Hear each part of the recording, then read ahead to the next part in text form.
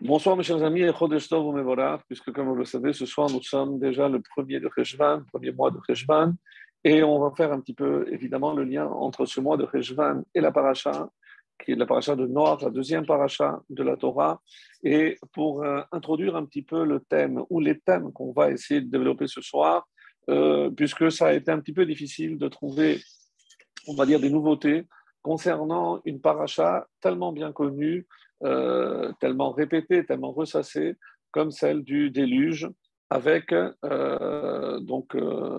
cette punition hors du commun, où Dieu va ensevelir toute la planète sous l'eau, sous des mètres d'eau, et il y aura un seul survivant avec sa famille, donc 8 personnes au total, avec un spécimen de chaque espèce, parce que on dit que la Teva, donc cette arche, avait une particularité.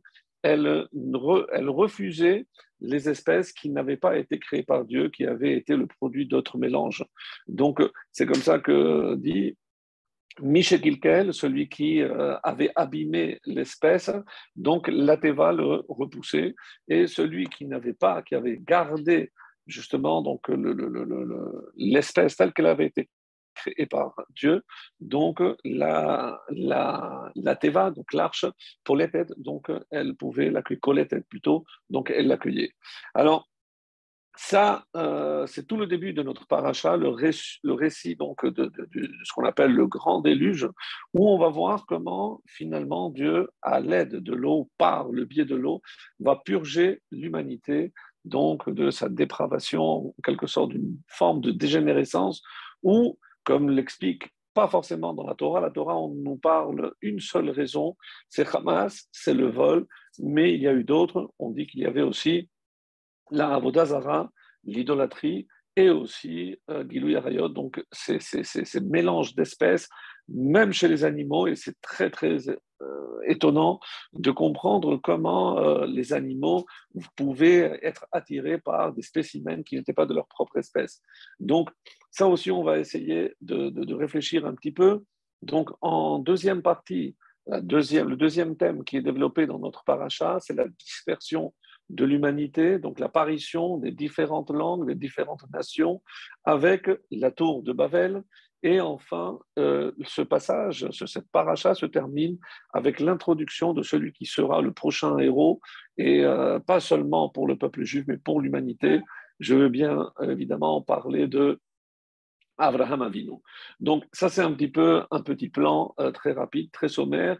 Et j'aimerais sur le titre maintenant. Le titre, c'est Noir. Noir, c'est le personnage de Noir. On va peut-être répéter certains propos, mais avec des sources, à savoir qu'est-ce que les Chachamim pensent vraiment de ce personnage. Puisque Rachid le premier va nous dire qu'il y a ceux qui sont favorables, ceux qui sont défavorables, ceux qui font sa louange, ceux qui, au contraire, vont le dénigrer en disant que s'il avait vécu, par exemple, à l'époque de Moshe ou de Abraham, il n'aurait pas été aussi tzaddik, mais c'est uniquement parce qu'il avait, avec une période où ses contemporains étaient tous dépravés, donc un petit peu comme on l'a souvent dit, dans le royaume des aveugles, le borgne roi. Donc, comment on peut passer d'un extrême à l'autre, comment on peut avoir ou alimenter une telle controverse concernant un personnage qui est décrit par la Torah comme tzaddik, tamim, donc il était droit, il était intègre, c'est injuste. Donc, comment les chachamim peuvent aller à l'encontre de ce qui est dit? Ça, c'est aussi une question. En tout cas, sur le nom, maintenant, Noach. Noach, c'est Nar. Nar, c'est quelque chose qui est tranquille. Menoucha. Donc, on fait aussi souvent le lien entre Noach et le Shabbat, parce que Ba Shabbat, Ba Menoucha, la racine du mot Menoucha, qui est le repos. Donc, on s'attend à quelque chose de tranquille. Mais cette paracha est tout sauf tranquillité, puisqu'on a un bouleversement qu'on appelle le déluge, mais qui va laisser évidemment l'humanité sous des tonnes et des tonnes d'eau. Donc, forcément, où est la tranquillité? Est-ce que c'est par rapport à la, l'expérience que vivait Noach et sa famille à l'intérieur de l'arche, où oui, il y avait une certaine quiétude par rapport au flot qui était déversé à l'extérieur de l'arche? En tout cas, les Chachamim m'expliquent qu'il ne s'agit pas seulement d'une destruction ou d'une dépravation physique, mais aussi spirituelle. Puisque la Vodazara, c'est comment imaginer qu'ils avaient pu s'opposer à Kadosh Baruch Hu à peine quelques générations, 10 générations, donc sépare Noach de Adam Arishon. Comment imaginer que l'humanité est tombée tellement bas? Et encore quelques années plus tard, il y a une controverse. Combien de temps? 2 ans seulement ou beaucoup plus par rapport à la tour de Babel, où les hommes vont se rebeller carrément contre Akadosh Baruch Hu. Comment, après une telle sanction comme le Maboul, est-ce qu'ils pensaient que Hachem n'allait pas tenir sa parole et qu'il envisageait peut-être encore une autre punition du même style? Alors, ils avaient pris les devants, mais comment interpréter donc la réaction de cette génération? Quoi qu'il en soit, après le déluge, donc il y a un nouveau monde. Il y a une vision très belle de la Chassidoute qui explique qu'est-ce que le déluge a apporté. Alors nous, on a tendance à concevoir toujours le déluge comme une catastrophe, une hécatombe, et salée en quelque sorte. Mais il n'y a rien qui soit gratuit. Donc il y a évidemment, à titre personnel ou à titre collectif, donc il y a des fois des tsunamis qui peuvent détruire une grande partie, comme la Shoah l'a été pour le peuple juif. Comment on peut trouver la force de se relever après une telle épreuve? Comment un homme comme Noah a vu cette désolation, d'où il a puisé la force pour tout recommencer, un nouveau monde? Donc certains le comparent à Adam. Adam est arrivé dans le monde, il était tout seul. Eh ben, en sortant de l'arche, eh ben, Noah a été un petit peu comme Adam, sauf qu'il avait ces 3 garçons avec leurs femmes, mais toute l'humanité avait disparu. Donc c'est un choc, on peut à peine imaginer comment Noah a pu se remettre d'un tel choc. Alors, les Chachamim, dans la Chassidoute, expliquent qu'il y a quelque chose qui a changé après le Maboul. Pourquoi on dit souvent que Dieu n'enverra plus le Maboul? Mais si l'homme, par son comportement, mérite une telle sanction, est-ce qu'on peut imaginer que par cette promesse, comme on le dit souvent, que Dieu est tenu par cette promesse de ne plus détruire l'humanité, ou alors il y a quelque chose qui apparaît après le déluge? La Chassidoute vient nous révéler qu'après le déluge apparaît quelque chose de nouveau qui n'a finalement pas besoin de provoquer une destruction massive. C'est quoi? C'est la teshuva. Avant, la teshuva n'existait pas, on va dire, sous une forme déclarée, acceptée par Hachem. Adam a fauté, son fils Caïn a fauté, ils ont été expulsés. Mais maintenant, il n'y a plus de destruction. Est-ce la raison pour laquelle, par exemple, si on considère que la génération, ce qu'on appelle Dor HaPelaga, la génération de la dispersion, de la tour de Babel. Donc, si Dieu ne les a pas punis, est-ce parce qu'il avait promis ou est-ce que c'était moins grave? Donc, Dieu a laissé une porte ouverte et c'est la raison que nos maîtres, pourquoi Noach a choisi, a mis, 120 ans pour construire l'arche.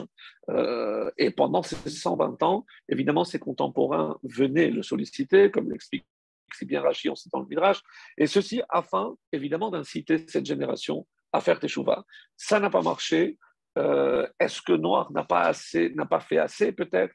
Donc, on n'est pas là pour, on va dire, juger. On va avoir des textes à partir de là. Mais une chose est certaine, c'est que quand on parle, comme dans Isaïe au chapitre 54, on parle, c'est aussi cité dans la Haftara, mais Noir, les eaux de Noir. Mais est-ce que c'est les eaux de Noir? Donc, généralement, on dit que s'il avait prié comme il faut, eh ben, ces eaux peut-être ne seraient pas déversées sur l'humanité. Donc, on a attribué ces eaux, cette sanction, un peu, donc, on va dire, à Noir. Mais quand on parle de Ménoir, des eaux purificatrices, donc dans un sens positif, donc, et c'est comme ça, encore une fois, que la Chassidoute veut voir ce passage, c'est parce que ces Ménoirs qui sont venus purifier l'humanité, aujourd'hui, on a un autre moyen qui ne doit pas être aussi cataclysmique comme le grand déluge, c'est évidemment la Teshuvah. Donc ça, c'est un premier point extrêmement important pour comprendre la suite, à savoir que on le dit souvent, on vient de le dire à Rosh Hashanah, on a eu le jugement à Kippour. Dieu ne veut pas la mort du pécheur, mais il veut qu'il retourne, Vachaya, et qu'il reste en vie. Donc, on ne peut pas partir du principe que Dieu veut sanctionner de mort quiconque transgresse sa volonté. Alors, pour revenir donc, je prends un exemple, c'est le verset 14. Le verset 14 est assez significatif, puisque qu'est-ce qu'il nous dit? Je vous le lis en hébreu et en français. Donc le verset 14 nous dit tevat atsegofer. Donc c'est là où Dieu donne l'ordre à Noach de construire l'arche. Et ce terme de teva aussi, euh, la vérité nous surprend, puisqu'on connaît, si on vu les dimensions, donc c'est 150 mètres de long, donc c'est quelque chose d'énorme. Donc on connaît le mot onia, on l'a vu dans la Torah, il existe le mot bateau ou navire. Pourquoi Teva? Donc ça c'est une question aussi qu'on va essayer de traiter. En tout cas, c'est comme ça que la Torah appelle cette arche. Et en français, je vous le lis. Donc c'est vrai que Hachem a beaucoup de moyens pour éviter ou sauver Noach, mais il a choisi le fait de construire cette arche. Fais-toi une immense arche, peut-être que lorsque tous verront, ils vont évidemment s'enquérir et tu vas annoncer un déluge. Peut-être que ça va inciter cette génération à faire teshuva. Alors, et c'est pour ça que tu n'as le droit de la construire que pendant le jour, pour que tout le monde puisse voir. C'est comme ça que le Midrash le précise. Et tu feras l'arche en bois de cyprès, gopher, certains disent que c'est le bois de cyprès, et les eaux du déluge seront. Voilà, tu constitueras cette arche en compartiments, tu l'enduiras à l'intérieur et à l'extérieur de poids. Et en hébreu, vechafarta ota, donc bachutz, je vous lis, vechafarta ota mibait ou michutz bakofer, donc avec du poids. Mais le mot kofer, on a traduit, le verbe c'est enduire, mais c'est la poix. On sait très bien que c'est pour essayer de faire quelque chose d'étanche, imperméable pour que l'eau ne traverse pas. Alors, mais c'est aussi kapara. Kofer, c'est aussi expiation. Alors, lorsque l'expiation, ça c'est une lecture aussi très chassidique, lorsque l'expiation est nécessaire, il convient donc de nous enduire de l'intérieur et de l'extérieur avec kofer. Qu'est-ce qui peut être imperméable? C'est ce qui peut nous aider de l'intérieur et de l'extérieur. Et on explique de l'intérieur, c'est l'étude de la Torah. C'est ça qui va nous rendre imperméables, évidemment, aux assauts du Yetzer Hara, à toutes les tentations qui viendront de l'extérieur. Je dois me renforcer à l'intérieur. Comment? Par l'étude de la Torah. Il n'y a pas d'autre moyen. Et à l'extérieur, comment? Qu'est-ce que je dois faire à l'extérieur? C'est les actes de chesed, les actes de bonté, les maasim tovim. Donc, une lecture très originale où on dit que l'homme, le juif, doit se protéger de toutes les tentatives. Comment? En se protégeant de l'intérieur et de l'extérieur. Donc, de l'intérieur, c'est par l'étude de la Torah, et l'extérieur, c'est en faisant le bien, comme la chassidoute nous le dit, c'est apporter de la lumière dans l'obscurité environnante. Voilà pour cette petite introduction, et on va attaquer maintenant un midrash extraordinaire, puisque on va voir où on parle de Noach, et on va être étonné que le roi David a choisi, d'après le Midrash Rabbah, de commencer son œuvre maîtresse, qui est le livre des psaumes, le livre de Tehillim, en faisant référence à Noach. Et c'est ce que le Midrash Rabbah va nous dire en prenant donc le premier psaume que tout le monde connaît, Ashrei Ha'ish Asher Lo Halach Ba'atzat Reshaim. Donc, et on va dire heureux l'homme. Qui est cet homme qui n'a pas suivi, pardon, Atzat Reshaim, les conseils des méchants. Ensuite, Ubederech Hataim Lo Hamad, et qui ne se tient pas dans la voie des pécheurs, et ne prend pas place dans la société des moqueurs, des railleurs. Donc, à qui ça fait allusion? On peut dire que c'est un terme général. Mais pourquoi le roi David a choisi de commencer par là? Vient le Midrash Rabbah et nous révèle quelque chose de formidable. On nous dit Ashrei Ha'ish, de qui ça parle? Quel est cet homme qui est heureux? On dit que c'est Noach. Et ensuite, il y a 3 phases, parce qu'il y a eu 3 malheurs, même si la Torah n'en parle que de 2. Nous, on voit le déluge et on voit la dispersion avec la tour de Babel. Mais il y a eu autre chose. Et voilà ce que le Midrash nous dit. Qu'est-ce que c'est Bedel et Chataim Lo Hamad? Il ne s'est pas tenu Loala, pardon, la première partie, Ba'atzat al-Shami, qui n'a pas suivi le conseil des méchants, alors on dit que c'est Dor Enoch, c'est la génération de Enoch. Et on dit qu'à cette génération, presque 2 tiers de l'humanité avait disparu déjà. Donc les eaux avaient tout recouvert. Donc pas de déluge comme on va le voir, mais il y a eu un premier avertissement déjà pendant la génération de Enoch et Noach n'a pas suivi donc cette génération. Il ne se tient pas dans la voie des pécheurs. À quoi ça fait allusion? C'est la génération du Maboul. Ensuite, Moshav Letzim, et il ne s'est pas assis avec les railleurs, les moqueurs, on dit c'est la tour de Babel. Donc, une allusion directe, alors qui imbetorat Hashem chefzo, lui, donc, mais qui trouve son plaisir que dans la loi d'Hachem. Et à quoi ça fait allusion? On dit que c'est les 7 lois noachides. Pour le récompenser de ne pas avoir suivi sa génération, donc il s'est vu décerner ces fameuses 7 lois noachides.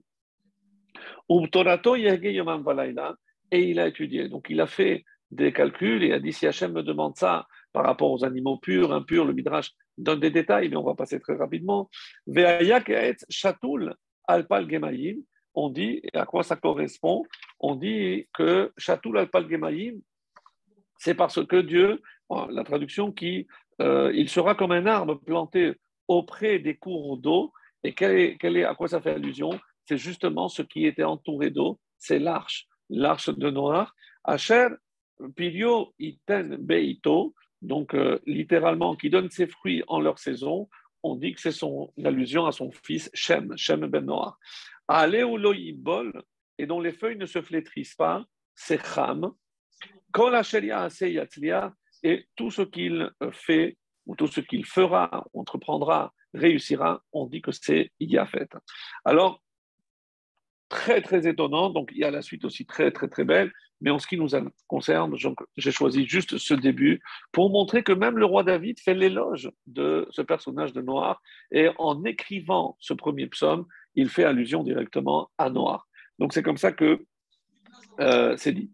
Alors, ce qui est étonnant, c'est le nom, on a dit tout à l'heure que c'était par rapport à la tranquillité. Mais lorsque son père, qui était Lémer, lorsque Noach est né, il a eu une remarque très étonnante. Quoi, je ne comprends pas. Oui. Ah, excusez-moi, non, je parle à ma fille. Mille excuses. Ah, tu n'as pas coupé. Je croyais que tu me demandais si que tu n'as pas compris quelque chose. Pardon, alors, il est dit comme ça, quand il est né, Zeyenachamenu, à la naissance, alors, si je trouve le verset, donc, voyez, Bani Mobanot,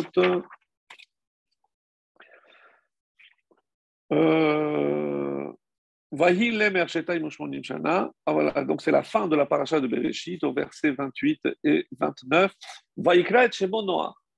Et Lémer, son père, donc un descendant aussi de Methuselah, il a appelé son fils Noach, Lémor, et c'est le seul pour lequel il y a une raison. Pourquoi il s'appelle Noach?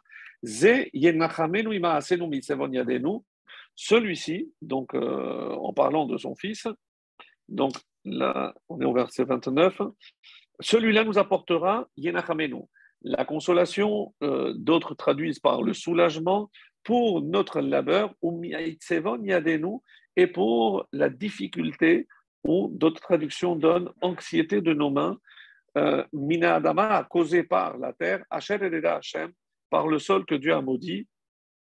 Le Midrash rajoute que Noach a inventé la charrue et il a permis aussi, ainsi donc, aux hommes de récolter plus facilement. Alors, j'ai trouvé un Midrash extraordinaire.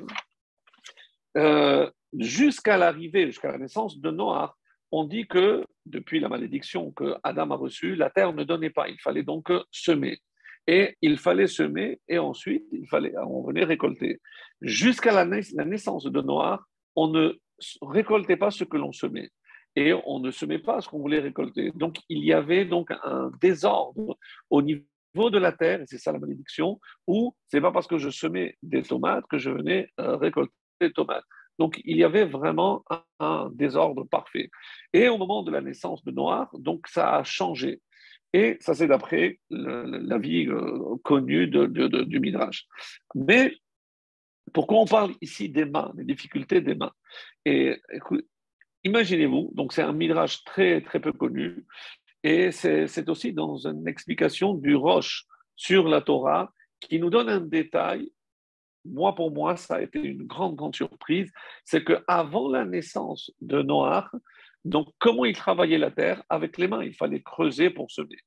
Et Dieu avait fait en sorte que l'homme avait kaf yado, les mains avec les doigts collés. Donc il n'y avait pas comme nous les doigts séparés. Le premier à être né avec des doigts séparés, c'est Noir. Lorsque son père a vu qu'il avait les doigts séparés, il dit celui-là, il va créer des choses. On pourra maintenant labourer plus facilement. Donc c'est le premier qui a eu les doigts décollés. Quand notre explication que vous avez déjà évidemment connue, c'est parce que c'est le premier qui est né Mahoul, circoncis.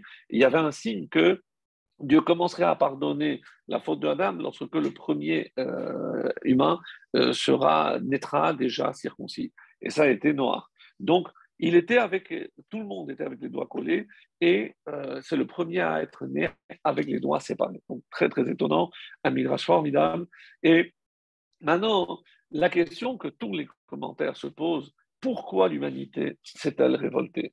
Comment on est arrivé 10 générations après Adam, après déjà l'expérience de la faute et des conséquences de la faute de Adam, comment l'humanité a pu se révolter se rebeller comme contre Dieu? Donc ça, c'est la question que posent tous nos rachamim.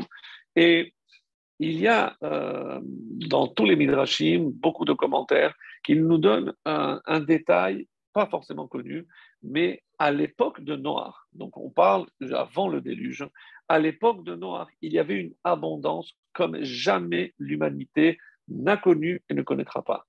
Tellement qu'on semait une fois et il y avait de la nourriture pour 40 ans. Oui, vous avez bien entendu. Pour 40 ans. Donc, on se met une fois tous les 40 ans.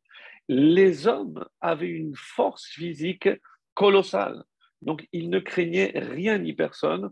On dit que les animaux avaient peur des hommes et qu'ils pouvaient attaquer un lion ou un ours avec une seule main. Donc, c'était ce qu'on appelle, dans le langage des Rachamim, des birionim. Donc, vraiment, des costauds. C'était des gens avec un gabarit hors norme. Donc l'abondance était incommensurable, donc il ne manquait de rien. Est-ce la raison essentielle lorsque l'homme n'est pas confronté à une forme de difficulté? Et c'est pour ça que quand la Chassidoute nous dit que dans le déluge, il faut voir toutes les difficultés qu'on va traverser. Donc elles sont faites pour nous purifier, pour nous renforcer. Donc la véritable finalité d'une épreuve, c'est évidemment de ne pas faire tomber un homme. Ça, personne va oser le dire. Mais au contraire, pour qu'il développe toutes les forces, toutes les cohortes qui sont en lui et qu'il ne connaît pas. Et c'est comme ça qu'il faut lire. Et est-ce que tellement, et c'est comme ça que toujours dans le Midrash, il est dit, quand il a vu cette génération, Hachem a voulu leur donner 4 choses. Et ils ont refusé. Quelles sont ces 4 choses que Dieu a voulu donner à la génération du Maboul? La Torah. La Torah, ils l'ont refusé, ils n'ont pas voulu. Les Yissourines, mais c'est des cadeaux. Oui, vous avez bien entendu. Des épreuves. Des épreuves fait partie des cadeaux que Dieu voulait donner à l'homme. Oui, mes amis, on n'a pas l'oreille encore assez fine pour, quand on entend le mot épreuve, imaginer que c'est un bien que Dieu nous envoie. C'est très, très difficile encore, même après tout ce que nous avons vécu et traversé durant notre longue histoire, la Shoah, l'Inquisition, et tout ce que le peuple juif a connu malheureusement comme, comme malheur. Les corbanotes, les sacrifices, comment apprendre l'homme à remercier Dieu. Donc, pour ne pas qu'il oublie que justement, s'il est capable de remercier Hachem, alors c'est qu'il restera toujours attaché et soumis à la volonté de ce dernier. Sinon, Vaishman Avita Kasita, dès qu'il est repu, dès qu'il commence à s'engraisser, Yeshurun, le nom d'Israël, eh ben, il vient et il balance tout et il oublie tout. Et quatrième cadeau, la tefila. Donc, 4 cadeaux, la Torah, la tefila, les korbanot et les issourim. Et ils ont dit, non, on n'en veut pas. On n'est pas prêt, on n'a pas besoin de ça. Alors, à son époque, il y avait, on dit comme ça dans le Midrash, 2 tzadikim. On parle souvent de Noach, mais il y a aussi Metouchelach. Entre-temps, Metouchelach, donc son grand-père, était mort. Metouchelach, les mères et Noach. Donc Metouchelach est mort, il ne restait que Noach. Et Noach, comme le Rashi va le dire, il a réussi à surmonter 3 des plus grandes épreuves que l'humanité ait jamais connues, en tout cas à son époque. C'est justement Dor Enoch, donc, où il y avait déjà un début de révolte, on dit que c'était la Avodazara. Ensuite, comme on l'a dit aussi maintenant, l'époque du déluge, et plus tard, la génération de la dispersion. Donc, on va voir que Noir était encore en vie à cette époque-là, et il a tenu donc ces 3 grandes épreuves, et c'est ce qui va lui valoir le titre de Ish Tzadik. Donc, c'était un juste. Dans le Midrash, on nous dit que pour voir un petit peu les 2 positions de la tradition, qu'est-ce qu'on en dit? Est-ce que c'est l'ishvar? Est-ce que c'est au contraire pour faire sa louange? Ou au contraire, c'est pour le dénigrer, pour montrer qu'il n'était pas à la hauteur comme on peut imaginer? En tout cas, on dit Bedoro shel Moshe et Lo haya nershav leklum. Le Midrash Rabbah est clair, s'il avait vécu à la période de Moshe. Bon, mais pourquoi on fait un lien avec Moshe? On dit qu'il y a une allusion dans la paracha, Beshagam, lo yavo Beshagam, donc on dit que c'est la même valeur numérique que Moshe, et le Zohar dira que Moshe a en quelque sorte réparé les manquements de Noir. On va en dire peut-être un petit mot tout à l'heure. Et le Zohar nous dit, on ne parle pas de Moshe, pardon, le Midrash parle de Moshe et de Shmuel, et le Zohar rajoute Abraham, Moshe et David. Et David aussi. Donc, on veut comparer Noir au plus grand que nous ayons jamais eu, Abraham, Moshe, Shmuel et David. Donc, c'est quand même, par rapport à Noir, c'est faire son éloge que de vouloir le comparer. Mais c'est vrai que pourquoi on n'a pas comparé? Après Abraham, il y a eu Yitzhak, il y a eu Yaakov aussi, il y a eu Yosef. Pourquoi on est parti? Parce que si vous regardez bien, tous ces personnages sont clés dans la perspective de ce qu'on appelle la Géoula, de la délivrance. Et on va le voir tout de suite. Alors, la différence déjà qu'on voit dans le texte entre Abraham et Noach, on dit que Noach marchait avec Hachem. Donc c'est comme dit le Midrash, quelqu'un qui ne peut pas marcher seul comme un enfant. Donc il donne la main à son père et c'est son père qui le tient. Sinon il tomberait, il ne pouvait pas avancer. Abraham est un précurseur, donc lui il était en avance sur son temps et il marchait l'ifné à Elohim. Donc il marchait devant Dieu. Il n'attendait pas de recevoir et au contraire, donc, il avait une capacité de devancer quand il va intervenir pour sauver Sédom. Il n'attend pas que Dieu lui donne l'ordre et il va de sa propre initiative donc intercéder pour sauver les habitants de la ville Sédom.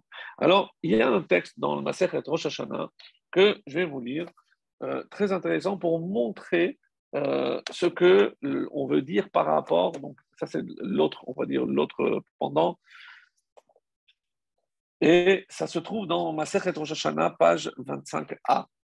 Alors on dit comme ça, Vayomer Shmuel el Ha'am, Asher Asa et Moshe et Aaron, Vayomer, on cite le verset suivant, Vayishlach Hashem et Yerubal et Bedan et Yiftach. Donc, et il est dit, et Hashem envoya Yerubal, Bedan et Yiftach, et Shemuel, et le prophète Samuel. Alors, la Braïta qui cite ça, on dit, mais qui c'est Yerubal? On ne connaît pas ce nom.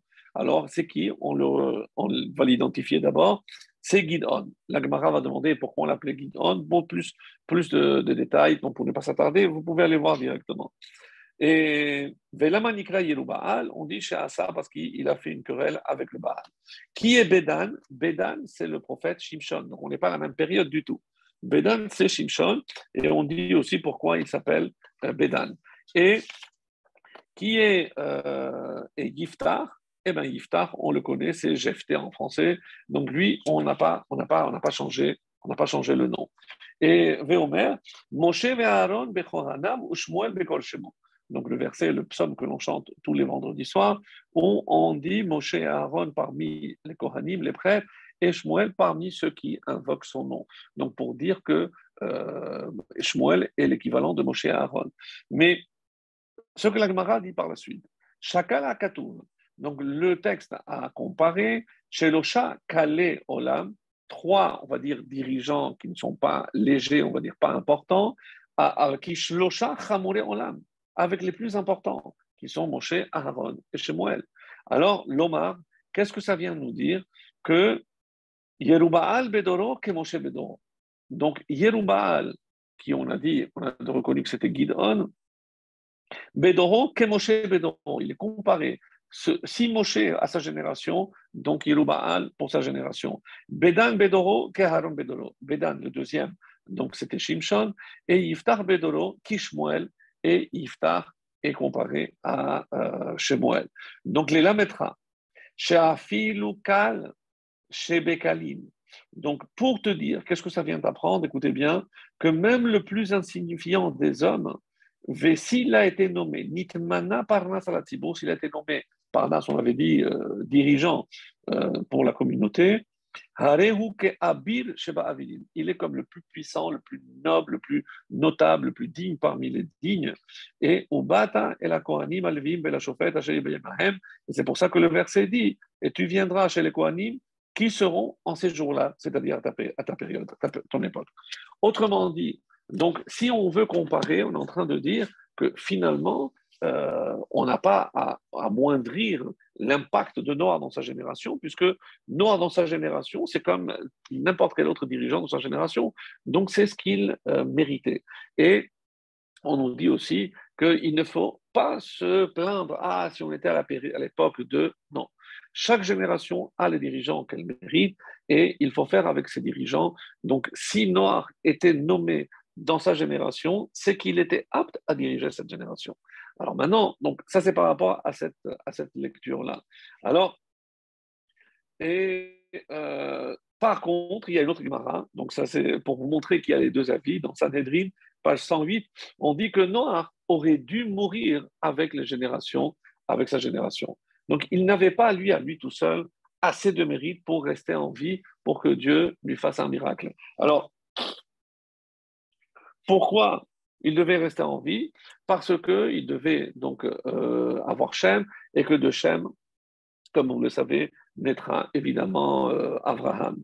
Alors, quand on dit que Sheker Hachen Vehevel Yofi, donc comme dans les proverbes du roi Salomon, tout le monde connaît ce fameux texte qu'on lit tous les vendredis soirs, Sheker Hachen, la grâce est mensongère, et Hevel Yofi est la beauté, et Hevel, donc futilité.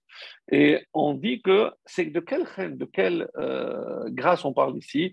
Chen, c'est les mêmes lettres que noir. On dit qu'il ne faut pas se laisser impressionner. C'est parce qu'il est marqué que Noach matzachen ben Hashem. Noach a trouvé grâce aux yeux d'Hachem, mais est-ce que l'inverse était vrai? Donc, Chino shel Noach aya sheker. Donc, cette grâce n'était pas parfaite, n'était pas, on va dire, complète. Et encore une fois, donc, on voit bien que tantôt on va d'un côté, tantôt on va vraiment à l'opposé. Alors, et Moshe, comme on l'a expliqué, c'est celui qui va être le métaken, il va réparer en quelque sorte la faute de Noah. Encore faut-il définir quelle était l'erreur, pour ainsi dire, si on peut parler comme ça donc d'un personnage comme Noah, après tout ce qu'on a lu. Donc, il faut évidemment être très, très récalcitrant et très pointilleux et de ne pas s'empresser d'accuser Noah, puisque, encore une fois, c'est le dirigeant que Dieu avait choisi pour cette génération. Alors, ça, c'est un premier point. Et je voudrais le compléter par rapport donc à ce qu'on dit dans la Gemara, qu'il y a aussi ce qu'on appelle le mérite des pères, il y a aussi le mérite des enfants. Oui, qu'est-ce que ça veut dire le mérite des enfants? Zechut banim. Alors, pourquoi Abraham Avinu a été sauvé dans la fournaise de Ur-Kasdim. Donc, on sait que ce n'est pas Dieu qui lui a donné l'ordre de se jeter dans cette fournaise ardente. Il a pensé se sacrifier pour Dieu. Il n'y a pas de problème, mais qu'est-ce qui a valu que Dieu ait fait un miracle pour Abraham? Et on dit c'est par le mérite de Yitzhak. Donc, on voit ici qu'on a pu imaginer que Dieu décide de sauver Noah par rapport aux descendants qu'il va mettre au monde, même si, d'après ceux qui disent qu'il n'avait pas lui-même assez de mérite, et on va essayer de comprendre qu'est-ce qu'on peut lui reprocher, et c'est un petit peu le deuxième thème que je voulais aborder avec vous, à savoir la, le passage où il va envoyer un corbeau et une yona, donc une colombe. Qu'est-ce que ça veut dire? Pourquoi ça nous pose un problème? Et on va le voir tout de suite. En tout cas, et après, s'il nous reste du temps, je voulais aussi dire quelques mots sur la tour de Babel. Alors, si on poursuit, on va voir deux mots d'abord sur la Teva. Qu'est-ce qu'elle représente, cette Teva? Alors, les Chachamim nous font remarquer que lorsque je prends les mesures, il y a, donc, on a dit 300 amot, donc c'est en coudée. Après, il y a 50 amot de hauteur et 30 amot de largeur. Si je prends les lettres qui symbolisent 300, 30 et 50, pour 50, j'ai Lamed, pour 300, j'ai Shin, et pour 50, j'ai Nun. Ça donne le mot Lachon. Donc, pour nous faire comprendre que la Teva, ce qu'elle représente, c'est le Lachon, c'est le langage. Et on va évidemment y revenir pour essayer de comprendre, puisque du coup, le mot Teva veut dire aussi un mot. Donc, ce n'est pas simplement, et c'est pour la raison pour laquelle la Torah a choisi ce mot et non pas Onia, un bateau ou un navire, parce qu'elle voulait nous transmettre un message essentiel. Alors, sachez que c'est la première fois où la Torah nous donne des mesures aussi précises.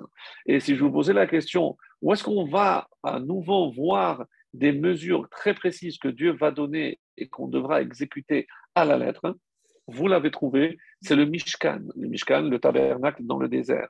Alors, le Balatourim, par exemple, il fait un, un parallèle et on dit que représente le Mishkan, puisque Vatanar, lorsque Hachem a placé sa présence divine dans le tabernacle, dans le Mishkan, il y a aussi Vatana lorsque on parle de Eldad ou Medad, donc que Dieu a placé son roi et ils ont pu prophétiser. Donc, le Balatourim nous révèle que lorsqu'il y a des mesures, comme c'est le cas pour le Mishkan, c'est que le roi HaKodesh, donc la présence divine, va s'installer. Donc, que représente la Teva, mes amis? La Teva, c'est le siège de la Shekhinah. C'est la Shekhinah qui se trouve. Lorsque la Torah nous donne des mesures, c'est parce que Dieu veut résider et il dit voilà comment je veux que vous me construisiez donc mon palais, que ce soit l'arche à l'époque de Noé ou à l'époque de Moshe, que ce soit le tabernacle. Mais c'est la résidence d'Hachem et c'est lui qui donne les mesures. Et de là, on comprend que si dans le Mishkan, dans le tabernacle, Dieu était présent, et bien à l'intérieur de l'arche, il y avait aussi la présence divine. Et ça, c'est quelque chose de formidable. Donc, par ailleurs, on dit que dans un midrash très ancien qui s'appelle Pirkei de Rabbi Eliezer, il y a ici quelque chose de très étonnant, c'est que Noah n'a pas compris comment il devait construire. Il a compris les mesures, mais il n'a pas tout de suite saisi comment, en prenant du bois, ça pouvait contenir. Donc on dit que Dieu lui a montré du doigt. Et chaque fois que Dieu donne zé avec l'adjectif démonstratif ou le pronom démonstratif, qu'il montre, il a montré quelque chose à certains. Et comme le Midrash va être beaucoup plus précis, quelque chose que l'homme a des difficultés à comprendre, Dieu lui montre. On sait par exemple qu'il a montré à Moshe pour la lune, etc. En tout cas, Dieu a utilisé sa main droite, comme ça c'est marqué, pour montrer certaines choses. Et on dit avec le... Je ne connais pas les noms, je ne me rappelle pas, je ne sais pas si c'est l'annulaire, en tout cas le petit doigt, il a montré à Noach la teva. Avec le doigt suivant, rappelez-vous que Etzba Elohim, c'est le doigt, c'est lorsqu'il a frappé l'Égypte. Avec le troisième doigt, Dieu, Etzba Elohim, il a écrit les louchot. Donc, il a utilisé sa main. Le quatrième, c'est pour montrer, donc je ne rentre pas dans les détails parce qu'il faudrait vraiment s'arrêter, le pidyon nefesh. Rappelez-vous que pour racheter l'âme lorsqu'on a fauté, il a montré du doigt comment il fallait remplacer son âme avec, c'est la paracha qui nous dit quelle est la valeur pour chacun, entre jusqu'à 20 ans, après 20 ans, pour la femme, etc. Et cinquième, le cinquième doigt, évidemment que Dieu n'a pas de main, évidemment que Dieu n'a pas de doigt. Et c'est pour ça qu'il faut attendre la fin. Et si vous n'avez pas compris, je reviendrai dessus. Mais qu'est-ce que ça veut dire? Le cinquième doigt, donc c'est le pouce, celui qui aide tous les autres, peut-être le plus important. N'oubliez pas que si, dès le départ, les quatre étaient collés, mais le pouce a toujours été séparé.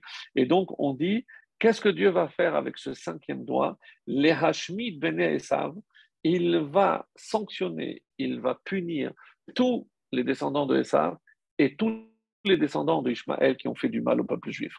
Donc ça, c'est la Géoula. Quel est le point commun à tous ces événements que je citais? C'est très facile. Pour le dernier, c'est pour la Géoula, puisque c'est la dernière délivrance. Pidyon Nefesh, c'est pour sauver notre âme. Donc pour faire ce qu'on appelle le Pidyon, le rachat de notre âme. La Torah, c'est aussi une façon de, puisque il est dit qu'il n'y a pas d'homme libre que celui qui étudie et qui s'attache à la Torah. Donc c'est aussi pour notre liberté. Pour frapper l'Égypte, c'est en vue évidemment d'acquérir et de se libérer. Donc force est de constater que cette cinquième, qui est le premier chronologiquement, c'est lorsque Dieu ordonne et montre à Noach la construction de la Teva, c'est aussi pour bien marquer qu'il s'agit d'une étape de la Géoula. Alors, c'est quoi la Géoula? Vous allez dire, oui, mais enfin, Dieu a détruit toute l'humanité. Oui, mais il a semé les graines de la délivrance future à travers Noach, à travers Shem, à travers Ever, Abraham, Yitzhak, etc. Donc, Dieu, sans aucun doute, dirige l'histoire. Et lorsque il intervient avec un doigt, c'est pour nous rapprocher parce que ça fait partie des étapes de la Géoula.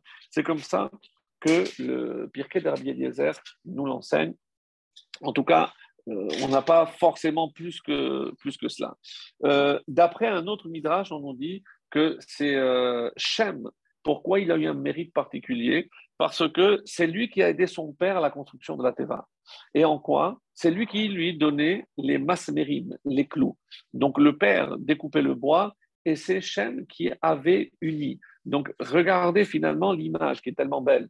C'est que qu'est-ce qu'ils font les clous? Donc ils unissent toutes les parties. Donc c'est le but du peuple juif, c'est trouver l'union qui va malheureusement être détruite à la tour de Babel, puisque là encore on est une seule famille.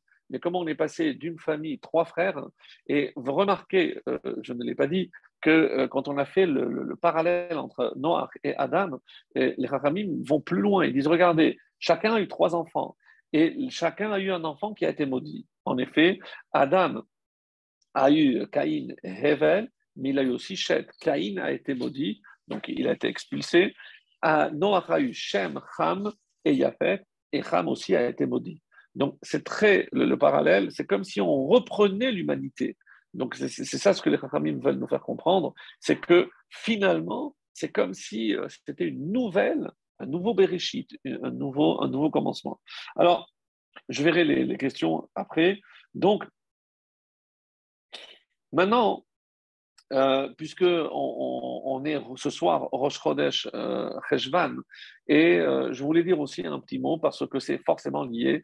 Le mois Rosh Chodesh Cheshvan tombe toujours avec la paracha de Noach parce qu'on dit que le déluge a commencé le mois de Cheshvan. Alors, ceci dit, le mois de Cheshvan est toujours précédé par une appellation Mar. Mar Cheshvan, c'est amer. Alors, beaucoup se posent la question pourquoi il a été appelé amer. D'abord, il faut savoir que, on le trouve dans le livre des rois et autres, c'est que le mois de Cheshvan avait déjà un nom. Ce mois s'appelait Boul. Bechodesh Beyareach Boul.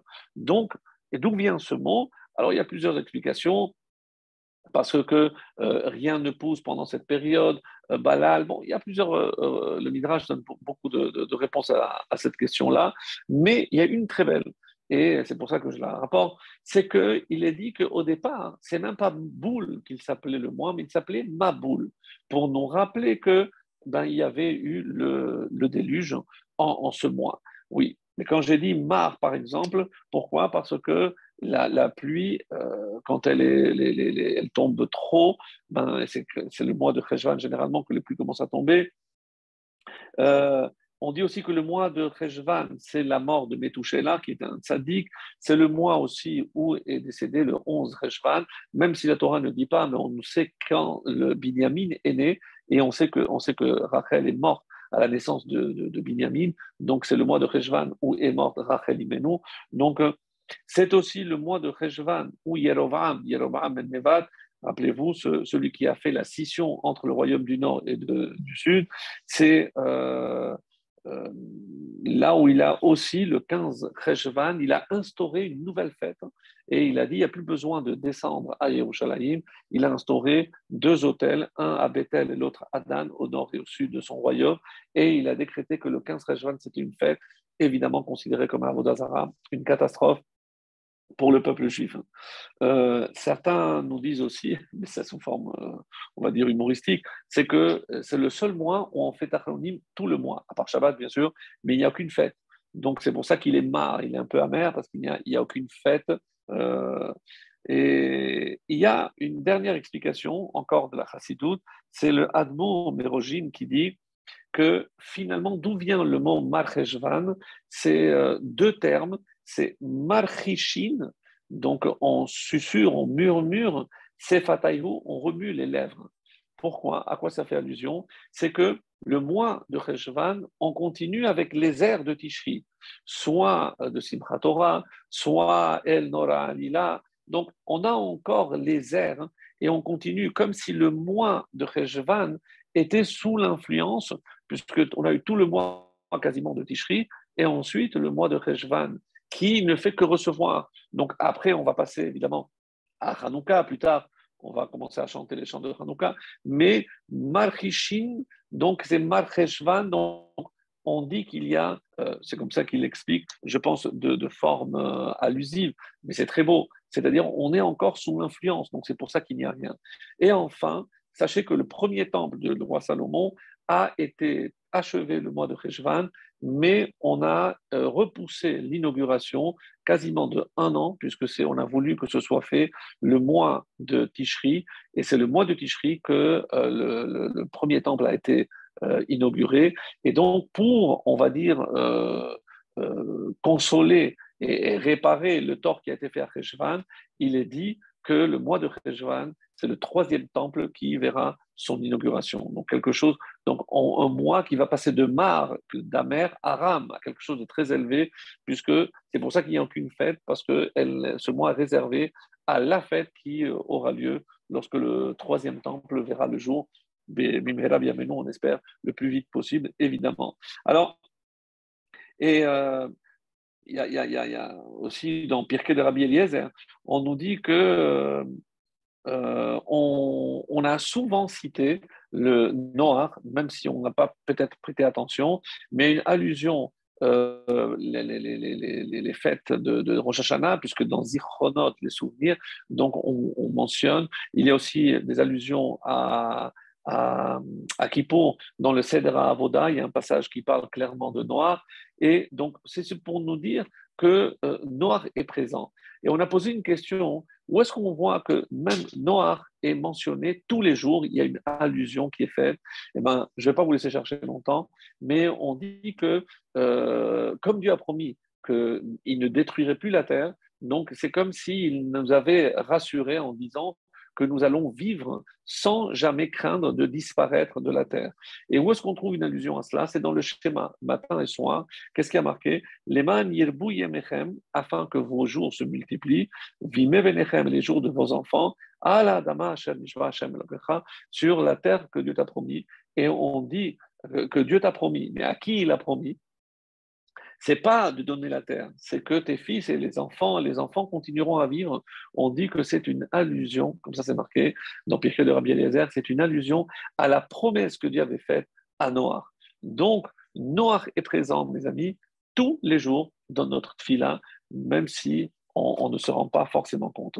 Alors, ensuite, je voulais rappeler que dans la Torah aussi, on nous dit, c'est comme ça qu'on avait fini, c'est pour ça que j'ai dit qu'il y avait une allusion, dans la dernière paracha, dans Ha'azino, l'avant-dernière, il est dit, Zechor yemot olam, souviens-toi des jours d'antan, et binu shenot dorvador, et essayez de comprendre les années de chaque génération. On dit, Zechor yemot olam, de quoi? Jusqu'à quand il faut remonter? Jusqu'à la période de Noach. Et essayer de comprendre d'or va d'or. Deux générations? Quelle génération? On dit que c'est la génération de Enoch, dont on a parlé, et la génération du Maboul. Comme ça, c'est marqué. Et pour que l'on comprenne que on n'a pas vraiment saisi la mesure des conséquences du comportement des humains à l'époque du déluge, où, comme on l'a dit, ils n'avaient besoin de rien. Ils vivaient dans l'opulence que l'humanité n'a jamais connue depuis. Et donc, qu'est-ce qui a fait que ça a justement mal tourné? Alors,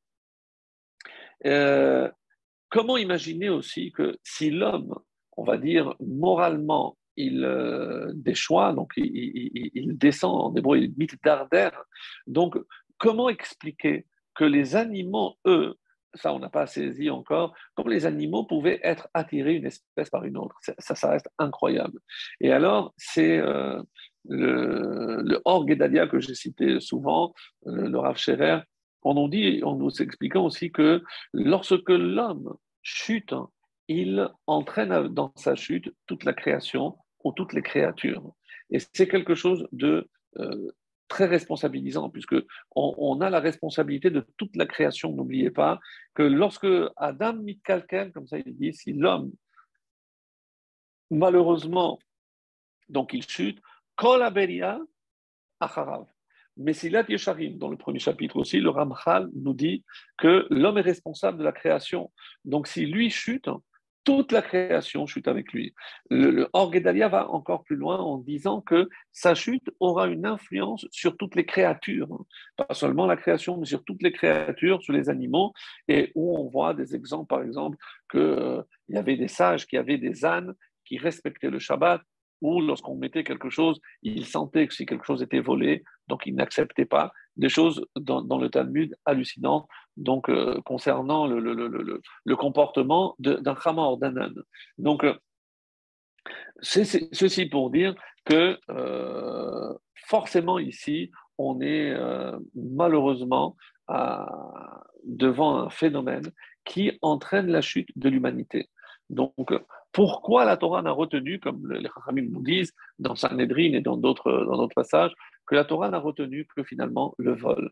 Parce que le vol peut s'appliquer à tout. Donc, quand je fais de la Avodah Zarah, à qui je vole? Je vole au Créateur du monde, puisque je vais servir d'autres créations, d'autres créatures, le soleil, peu importe. Donc, je suis en train de voler. Dieu m'a donné un sechel, une intelligence, un ta'at, pour le reconnaître et le remercier, et j'utilise ce don pour faire autre chose et finalement le trahir. Donc c'est une forme de vol. Lorsque je prends la femme de quelqu'un d'autre, donc les relations interdites et autres, donc je suis aussi en train de voler quelque part. Donc dans toutes les fautes, il y a du vol, et c'est ce qui a fait que la Torah n'a retenu que le vol. Alors, j'aimerais maintenant aborder ce passage dont j'ai parlé concernant l'envoi des oiseaux. Pourquoi il a choisi de toutes les volatiles qu'il avait à l'intérieur de l'arche, pourquoi il a choisi le Horev, le corbeau? Alors, on peut se dire, certains vont dire parce que c'était celui qui avait fauté, et en fait, il voulait, oui, il voulait que quelque part, donc s'en débarrasser, mais on doit expliquer pourquoi. Alors, il y a une très belle réponse que j'ai lue tout à l'heure en disant que pourquoi il a fallu, Noach n'a jamais compris pourquoi, quelle était la fonction du Horev, du corbeau. C'est une espèce cruelle. Il est dit que Dieu doit s'occuper des petits corbeaux. Pourquoi? Parce que les corbeaux, comme ça dit le Midrash, lorsqu'ils naissent, on en avait parlé, ils naissent blancs. Donc, le corbeau, quand il voit, il dit, ça, c'est pas à moi. La femme, elle dit, mais moi, je ne peux pas m'occuper. Donc, ils l'abandonnent et ils abandonnent. L'ivne orev asher ikraou. Dieu répond même aux enfants, aux petits du corbeau, lorsqu'ils crient famine. Donc, comme ça dit le Midrash, il fait en sorte qu'il y ait des petits vers pour qu'ils puissent se nourrir. Donc, pour montrer la cruauté du corbeau qui ne s'occupe même pas des siens. Donc, c'est assez étonnant comme comportement. Et la réponse que j'ai lue, assez originale, consiste à dire que comme il fait partie de ceux qui ont désobéi, il était interdit d'avoir des rapports à l'intérieur de l'arche.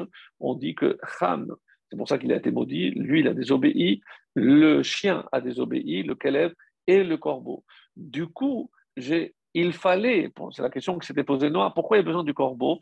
Et la réponse est très étonnante, c'est parce que bien plus tard, il va falloir que ce soit un corbeau qui aille nourrir Eliyahu Navi dans la grotte. Il lui apportait de la viande et du pain. Alors, pour ce corbeau qui devait nourrir Eliyahu Navi, eh ben, Hachem a fait a exigé que le corbeau soit sauvé. C'est pour ça qu'il l'a créé. Ah oui, mais pourquoi alors, je demande, pourquoi maintenant il peut s'en débarrasser, puisqu'il avait eu un rapport avec Madame Corbeau. Donc, du coup, Madame Corbeau, il était enceinte. Donc, si je devais assurer la dynastie pour ce petit corbeau qui allait naître bien des années plus tard, j'ai plus besoin de toi. Donc, il voulait vraiment s'en défaire. Ça, c'est une des réponses. Alors, et comme ça, il est dit que quand on a construit le temple, on mettait comme aujourd'hui dans certains endroits, on mettait des pics parce qu'on ne voulait pas que le corbeau puisse mettre son nid. Mais pourquoi le corbeau? Il y avait, c'est les colombes, il y a les pigeons comme à Paris. Pourquoi juste on en veut au corbeau? Et on nous dit parce que le corbeau est le symbole de la cruauté. Et que le temple, c'est Rachamim, c'est la bonté, c'est la miséricorde. Donc, ça ne va pas ensemble. Certains disent que le corbeau aussi, il y a un passage dans une Gemara dans Gittin 45, où il y a un sage qui s'appelait Ilish, qui était avec un goy. On dit qu'il était en prison avec un goy, et ce goy comprenait le langage des corbeaux, des oiseaux, et un corbeau est venu, il dit brach, brach, vas-y, sauve-toi, sauve-toi. Qu'est-ce qu'il a dit? Sauve-toi, sauve-toi. Je dis non, je ne le crois pas parce que je sais que c'est un menteur. Et lorsque il y a par la suite une colombe qui a dit sauve-toi, sauve-toi, je dis elle, je la crois parce qu'elle ne ment pas, et c'était le moment où il s'est sauvé. Donc, c'est pour dire et pour montrer que le corbeau a, on va dire, une réputation et de cruel et de menteur. Donc, il n'a pas beaucoup de choses en sa faveur. Le Maharal, c'est lui qui explique cette explication, c'est pourquoi finalement Dieu a choisi un corbeau pour nourrir Eliyahu Hanavi. Donc, c'est quand même le curieux que ce soit justement celui qui est incapable de nourrir ses propres enfants, pourquoi il a choisi. Alors, Dafka, pour montrer que c'était Dieu qui s'en occupait. Et on dit, mais pour montrer jusqu'où va la cruauté du corbeau, et c'est le Maral qui donne cet exemple qui est très étonnant, la vérité, mais assez parlant. Et il dit que pourquoi il a dû se sauver? Parce qu'il y avait de la famine. Et tant que Eliaou était caché et qu'il ne sortait pas pour prier pour la fin de la famine, donc la famine allait sévir. Et tant qu'il y avait la famine, donc il y avait des gens qui allaient mourir. Et qu'est-ce qu'il a décidé de faire? Pourquoi il a accepté le corbeau? C'est parce qu'en nourrissant Eliaou Navi, donc il reste caché et la famine continuera, donc il y aura beaucoup de morts Et ça, c'est bon pour nous parce qu'on pourra après se nourrir de tous ces morts. Donc, même dans l'esprit, pour montrer jusqu'où va la cruauté du corbeau, c'est que pour que lui se nourrisse, il est prêt à ce que d'autres meurent. Et si pour cela, il doit sauver un, eh ben, que beaucoup meurent. Donc, c'est l'esprit du corbeau. Alors, il y a le Rav de Brisk, qui est le natif de Vologine, qui pose une question incroyable. On apprend de certains textes que quand est-ce que Noach est rentré, c'est lorsque Dieu lui a donné l'ordre. Et dans les Gemarot et autres, on voit que de la même façon que c'est Dieu qui donne l'ordre de rentrer, c'est Dieu qui donne l'ordre de sortir. C'est Minateva, c'est le moment, donc il fallait attendre que Dieu lui donne l'ordre. Alors, ce qu'on ne comprend pas, et la question est tellement évidente, mais si tu attends que Dieu te dise de sortir, pourquoi tu t'empresses d'envoyer le corbeau ou qu'est-ce que tu en as à faire pour de connaître le niveau de l'eau, si l'eau avait desséché ou si la terre était déjà sèche pour que tu puisses sortir. De toute façon, tu dois attendre que Dieu te donne l'ordre. Et quand Dieu te donnera l'ordre, eh bien, ça veut dire que tu peux déjà sortir. Donc, qu'est-ce qui pressait? Pourquoi Noach était pressé? Donc, euh, l'explication que j'ai donnée, c'est le Orhaim qui dit, puisque c'était par rapport donc au fait que maintenant le corbeau avait laissé enceinte, donc il n'avait plus besoin de lui. Et c'est la raison pour laquelle, quand le corbeau revient, il ne met pas la main pour le recevoir, alors que la colombe, lorsqu'elle revient, il tend la main pour le recevoir. Donc c'est pour marquer la différence, parce qu'on dit que la Yona, la colombe, est très fidèle et que donc, si une fois qu'un des deux conjoints meurt et l'autre ne se remarie, ne se remarie plus.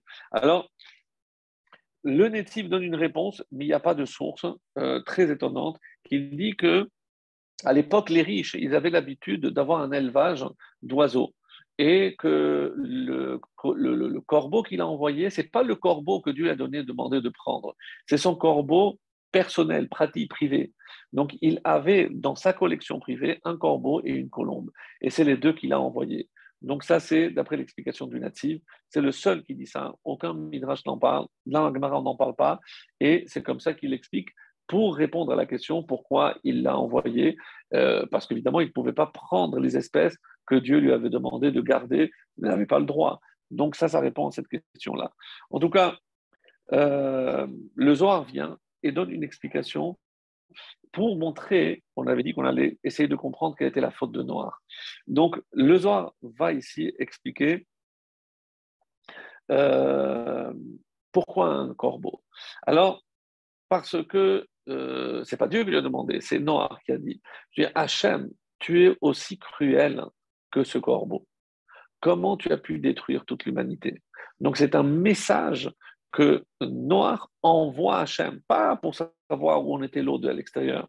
C'est pour ça que c'est un Zohar très puissant. C'est Noach reproche en quelque sorte à Hachem la destruction qu'il a engendrée.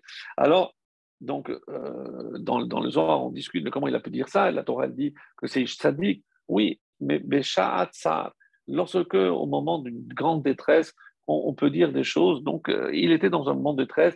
Il a vu cette désolation, on dit qu'il a pleuré. Et Dieu, qu'est-ce qu'il lui a répondu? Chatia, mais tu es un imbécile. C'est pas maintenant qu'il fallait pleurer. C'est quand je t'ai annoncé que j'allais détruire l'humanité, que j'allais envoyer un déluge. Pourquoi tu n'as pas prié?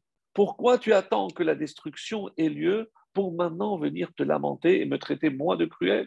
C'est toi qui as été cruel. Parce que Kol ha posel, bemomo posel. Lorsque je traite quelqu'un de quelque chose, c'est parce que moi je suis aussi porteur de ce défaut-là. Pourquoi il se permet de dire à Hachem qu'il est cruel? En fait, il est en train de dire j'ai été cruel, je ne me suis pas rendu compte. Moi, je n'ai pensé qu'à ma petite survie. Moi, j'avais mon arche, j'avais ma nourriture, et c'est à ce moment-là qu'il a dit après moi le déluge. Mais c'est toi qui t'es montré cruel, c'est toi qui t'es montré égoïste. Et c'est maintenant tu voudrais me faire porter à moi, dit Dieu, le chapeau, en m'envoyant un corbeau, en me disant que moi je suis, mais sache que moi je m'occupe même des enfants des corbeaux. Donc c'est ce que toi tu n'as pas réussi à faire.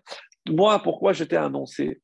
Pas seulement pour que tu construises l'arche. Regarde ton descendant Abraham. Lorsque je veux dire, je vais détruire Sédom, il s'est pas dit bon, donc moi je suis pas Sédom. Moi, non, il a prié pour. C'est ce qui te manquait, Noir. C'est que quand toi, tu as eu ce dont tu as besoin, tu n'as pas fait le nécessaire pour les autres.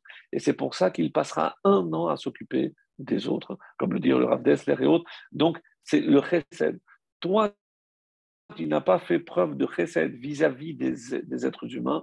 Maintenant, tu vas t'occuper de tous les animaux survivants. Donc, c'est ce qu'il va faire. Alors, le Rav Miller de Getzen aussi donne une explication, et c'est lui qui dit, c'est lui qui donne cette explication en disant, tu t'es montré cruel parce que tu n'as pas prié pour les autres.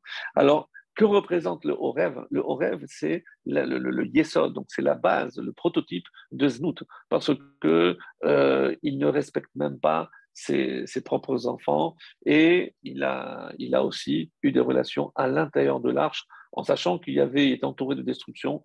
Il n'en a rien à faire, il ne pense qu'à lui.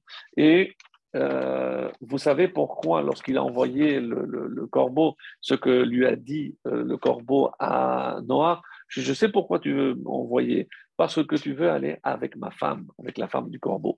Donc, jusqu'où ça peut aller lorsque une espèce est dépravée. Bon, en tout cas, c'est comme ça que ça a rapporté. Donc, même si nous, ça nous étonne. Et un texte ici de très, très, très, très beau pour conclure ce passage. Et après, si on a un petit peu de temps, je dirais 2 mots sur la génération de la dispersion. Donc, on est dans le traité de Baba Batra, la page 73, Ayin Gimel B. Donc, qu'est-ce qui est marqué? Donc, là-bas, il y a plusieurs histoires, plusieurs récits concernant Rabba Baba Khana. Donc, moi, j'attire votre attention sur le 5e. Donc, ceux qui veulent aller voir avec plus de détails les autres, très intéressant, incompréhensible si on n'a pas de commentaires. Sur ce passage, on dit qu'il y a 8 explications, pas moins. Donc, moi, je vais vous en donner 2, une du Malbim et l'autre du Gaon de Vilna. Voilà ce que dit l'histoire. Amar Rabba Bar Khana a dit, j'ai moi-même vu une certaine grenouille, c'est lui qui parle, des Haviabe Akre de Hagruna. Et elle était aussi grande que la ville de Accra de Agrounia. La Gemara interrompt, dit attends, et quelle taille avait cette ville? On nous dit 60 maisons. Shishitin Bate. Donc imaginez une ville avec 60 maisons, donc une grenouille de cette taille. Bon, d'accord, pourquoi pas. Alors, le récit reprend en disant Atatanina Obala est venu un monstre marin, Tanina, certains disent que c'est un serpent, et il a avalé cette grenouille. Imaginez la taille du monstre marin qui a avalé une grenouille de cette taille-là. Et ensuite, Ata Pushkansa Obala Letamina est venu, Pushkansa, comme Rachid et d'autres ont expliqué, c'est la femelle du corbeau. C'est pour ça que j'apporte cette histoire. La femelle d'un corbeau est venue et le corbeau a avalé ce monstre marin. Vesalik Yativ Beilana. Et après, donc l'oiseau s'est envolé. Quelle dimension! Et il s'est posé sur la branche d'un arbre. La Gemara fait remarquer Tachazé, viens et imagine, Kama Nafish Chele Deilana. Mais combien cet arbre devait être puissant, robuste. Amarav Papa Bar Shmuel, Ilo Hava Hatam Lohimine. Si moi je n'avais pas été moi-même là-bas, je ne l'aurais pas cru. Une histoire incompréhensible, mais comme il y a un corbeau au milieu, donc on essaie de comprendre qu'est-ce que ça vient nous dire. Alors, cette allégorie, puisque c'est une allégorie, bien entendu, d'après le Gaon de Vilna, nous parle ici, et c'est très très beau, on nous dit qu'est-ce que c'est une grenouille? Une grenouille, c'est celle qui fait toujours du bruit. Et qui c'est qui fait toujours du bruit? On dit que c'est Talmidei Chachamim. Pourquoi? Parce que Ve'agitabo Yomam Valayla, ils sont toujours en train d'étudier, donc ils murmurent, etc. Donc ils sont comparés à une grenouille. Et après vient le tanin. Qu'est-ce que c'est le tanin? Un monstre marin. On dit que c'est le Yetzer Hara. Le Yetzer Hara peut détourner, même un Talmid Chacham, même quelqu'un qui étudiait, il peut le détourner et pour rechercher, pas forcément des péchés, mais pour lui dire, mais tu perds le temps, regarde, tu vas pas profiter, tu pourras jamais acheter une grande maison, tu pourras jamais acheter une belle voiture. Si tu te concentres à étudier la Torah, tu n'auras jamais tout ça. Alors, c'est pour l'inciter à aller vers les biens matériels. Alors, maintenant, que représente la femelle du corbeau? Et puisqu'on ne comprend pas très bien que c'est cette femelle du corbeau, et pour les nourrir, donc qu'est-ce que c'est marqué dans Hérouvine? Donc, on explique que la femelle du corbeau, elle abandonne les siens à son sort et laisse à Dieu lui-même le soin de les nourrir. Donc, qu'est-ce que ça veut dire? Qu'est-ce que je déduis de là? C'est que comme la femme du corbeau, qu'est-ce qu'il faut dire? C'est que si je sais que je ne dépends que de Dieu, personne ne va m'apporter la nourriture. Donc, moi aussi, quand j'étudie la Torah, je vais me préoccuper parce que comment je vais vivre, comment je vais nourrir mes enfants, comment je vais les marier, etc. Donc, on dit d'ailleurs, un enseignement que j'ai lu assez surprenant, qui c'est, on dit que souvent, donc on a tous tendance au vol. Et qui c'est qui vole? C'est celui qui a besoin de garder. Parce que quand je veux mettre de côté, alors à ce moment-là, quelqu'un qui ne met pas de côté, qui vit au jour le jour, qui vit avec une confiance aveugle en Hachem, donc lui, il n'a pas de raison de voler. Donc c'est comme ça que on explique qu'il y a une similitude entre la terre et la mer. Donc tout ce qu'il y a dans la mer, il y a dans la terre. À une exception, Hulda. Hulda, donc c'est une belette. On dit c'est quoi la caractéristique de la belette? C'est parce qu'il est écureuil, si vous voulez, parce qu'il met toujours de côté pour les temps plus durs. Mais dans la mer, il n'y a pas. Pourquoi? Parce que dans la mer, j'ai pas besoin de où je mets de côté. Et je n'ai pas besoin de mettre de côté. La nourriture est en profusion. Et je sais que, comme c'est une des raisons pour lesquelles il est écrit qu'on doit manger le poisson le Shabbat, et il y en a qui disent qu'il vaut mieux manger le jour, il y en a qui disent, après le Harizal, il faut manger les 3 repas de Shabbat, il doit y avoir du poisson. Et pourquoi? Parce que quel est le symbole du poisson? Moi, je pense que je vais poursuivre ce poisson pour le manger. Mais même si je l'attrape par la queue, il y a des écailles, c'est difficile d'avaler par derrière. Mais le temps que je chasse, donc il y a des plus petits poissons qui circulent à contre-courant et j'avale. Et je ne me rends même pas compte que quand j'arrive à attraper l'autre, j'ai plus faim parce que j'ai été nourri. Donc, je n'ai pas besoin de mettre de côté parce que je sais qu'il y a quelqu'un qui pourvoit. De la même façon, le symbole du Shabbat, c'est que toi respectes le Shabbat et Hachem s'occupera de ta nourriture. Et c'est comme ça qu'il faut comprendre ici. Et qu'est-ce que c'est cet arbre? Donc, c'est un arbre de vie pour ceux qui la soutiennent. Et qui soutient la Torah? Ceux qui permettent aux Talmidei Chachamim d'étudier.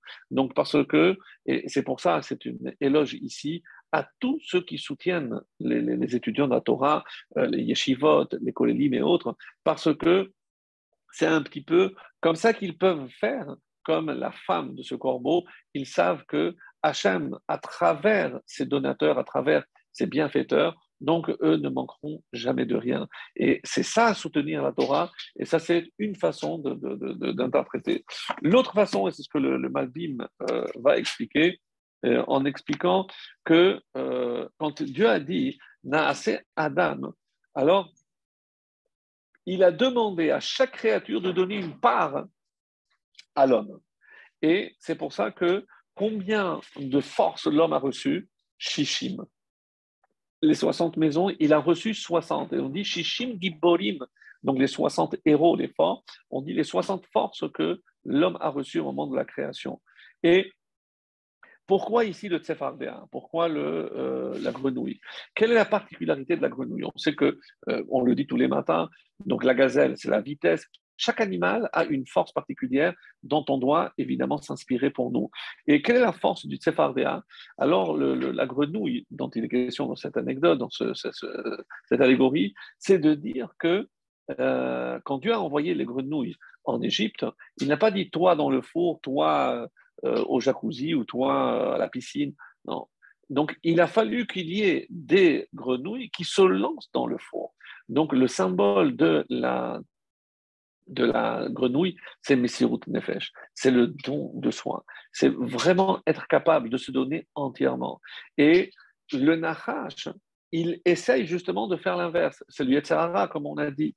Donc, à un moment donné, je dois aussi me comporter un peu avec cruauté, parce que j'aurais voulu, moi, offrir peut-être à ma famille plus de confort, plus de bien-être matériel, etc.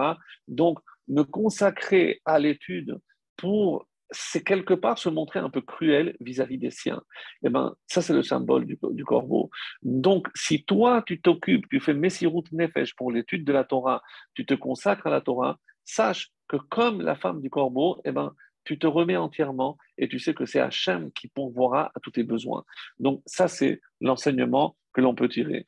Et la Yona, la colombe, qu'est-ce qu'elle est venue nous enseigner? Eh bien, la Yona, c'est celle qui viendra annoncer, donc par la fidélité dont elle fait preuve, donc cette fidélité dont nous devons faire preuve, nous aussi, à l'égard d'Hachem, et la Yona viendra nous annoncer, lorsqu'elle reviendra, que la Géoula est proche, que Eliyahu Navi, qui lui a été alimenté, nourri par un corbeau, eh ben, lui viendra, pas à l'intermédiaire d'une colombe, nous annoncer notre délivrance très proche.